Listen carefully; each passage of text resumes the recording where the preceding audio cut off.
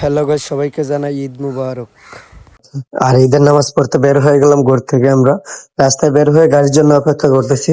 অবশ্যই গাড়িটাও পেয়ে গেলাম, 5-7 মিনিট সময় লাগবে একটু। অবশ্য পৌঁছে গেলাম আমরা ঈদগাহ ময়দানে, গেটের সামনে আছে। এই যে হঠাৎ করে ওদের সাথে দেখা, ওরা খারাপ। তারপরে ভিতরে ঢুকে গেলাম। ভিতরে ঢোকার পর দেখলাম ভিতরে প্রাকৃতিক সৌন্দর্য অনেক ছিল। রাজশাহী সিটি কর্পোরেশনের উপলক্ষে ঈদগাহ জামিয়া মসজিদের পাশে ঈদগাহ মাঠ, এত বড় আর এত সুন্দর।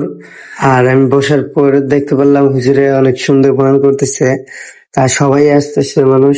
কিন্তু আমি চাইছিলাম বের হয়ে যেতে নামাজের পর। যখন বের হতে চাইছিলাম তখন দেখি মানুষের ঠেলায় মানুষ। বের হতে অনেকটা কষ্টই লাগছে আমার নিজের কাছে। আর প্রচুর মানুষ ছিল। রাজশাহী সিটি কর্পোরেশন, এটা বিশাল বড় মাঠ। ঈদগাহ ময়দানে মাঠটা বিশাল বড়।